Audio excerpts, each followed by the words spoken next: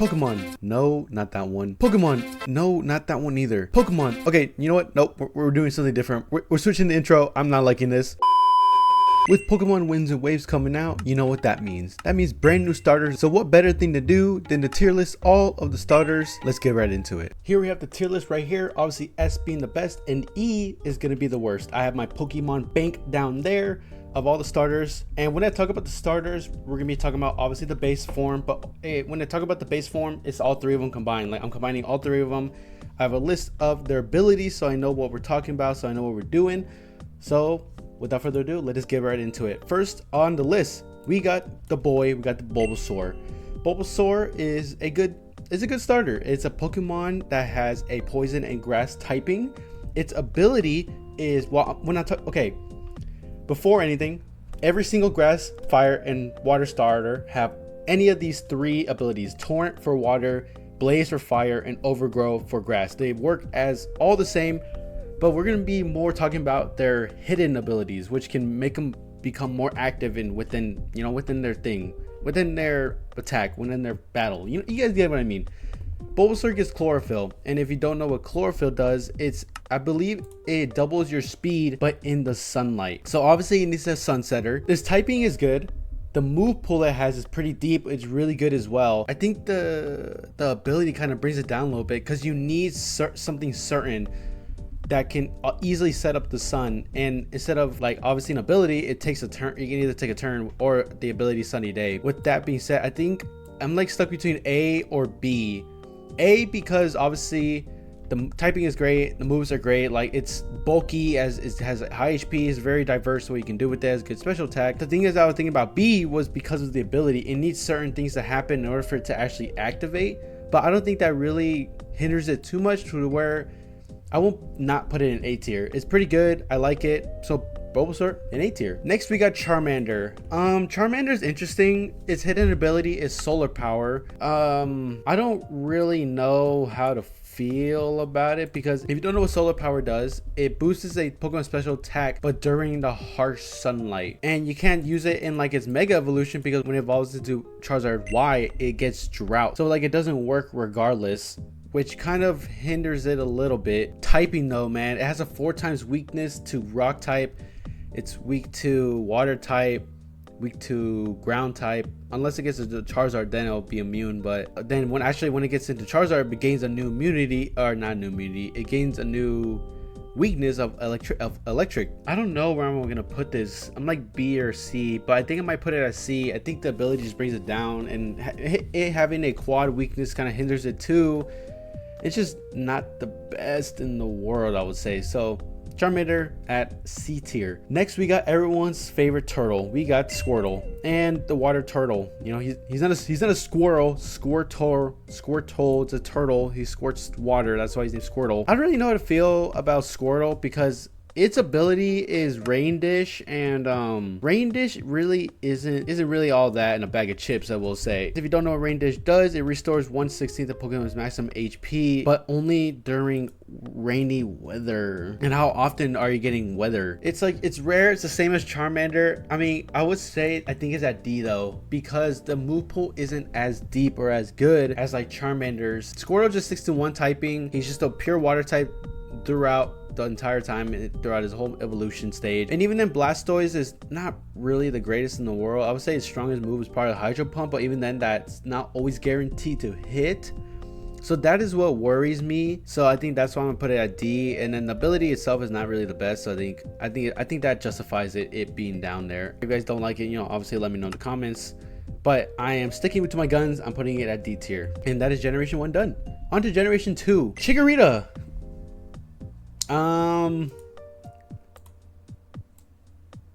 Yeah, Chikorita is just going down there in the E tier. Like it's its own entity, and honestly, Chikorita it deserves its own its own tier. That's how bad it is. This thing is horrible. It has Leaf Guard, and if you don't know what Leaf Guard does, I mean, the thing it does is cool. It protects Pokemon from major status problems like poison, burn, paralysis, sleep, and freezing. But the kickers is that only in harsh sunlight. Yeah, this thing is just horrible. I'm not even gonna sugarcoat it. This thing's horrible. Trigger rate, you got your own tier, buddy. So enjoy it down there. And that's all I'm gonna say about it. Next, we got Cyndaquil, the fire type of the three, and its hidden ability is Flash Fire. I'm keeping it in C tier. The ability brings it down a lot, but it does have a deep move pool, and it does have good moves to its name. So that's why I'm not putting it at D with Squirtle. I'm putting it at C. I don't know why they give it Flash Fire. I really don't know. I'd rather have Blaze at that point. Like, come on, Game Freak. So Cyndaquil at C tier. I feel like it's fair. Next, we got everyone's favorite alligator. Well, actually favorite crocodile. Totodile, which goes to crocodile, and actually, funny enough, it's to alligator. I don't know why I said well, I guess alligator. This thing's hidden ability is Sheer Force. Now, if you don't know what Sheer Force is that it takes any side effects that a move could have and actually changes it into giving it a 30% damage boost. I'm giving it a B tier though, because yes, it has good moves to utilize that, but on its own, it's not really that strong. You know what I mean? Like, it's a base attack, and like its stats aren't really the best compared to like Bulbasaur because of how bulky and everything that it is. Since it does have better moves and it does have a better ability, it is better than Charmander and Cyndaquil here. You know, I feel like it is. Like, there's no doubt about it. Like, these abilities suck balls. Well, not as bad as like these two, but obviously it's not as good as like Sheer Force. Sheer Force is good, so that's why I think I'm gonna stick it in B tier. Trico, here we are. Oh, by the way, this Gen 2 done. We're now into Generation 3. We have Trico, and this little guy right here, this thing has Unburden. And if you don't know what Unburden does, is that it doubles the speed after using an item.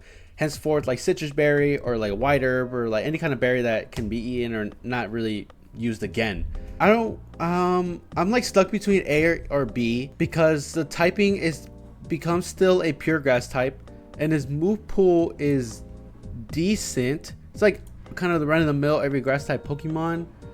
So I think that is why I'm gonna give it a B tier, just because of that. I feel like it's fair. Again, it has a good ability which kind of carries it, but it does cover the fact that its move pool isn't really the greatest in the whole entire world. So I think giving it a B tier is fair. I feel like it is better than Charmander, Cyndaquil, but not as good as like Bulbasaur. So I think it's fair. Next, we got everyone's favorite little chicken. We got Torchic, and I mean Torchic is a Blaziken, which obviously is a firefighting type. But the difference between him and Trico is that this guy has speed boost. Now, if you don't know what speed boost does, is that it boosts your speed every single turn.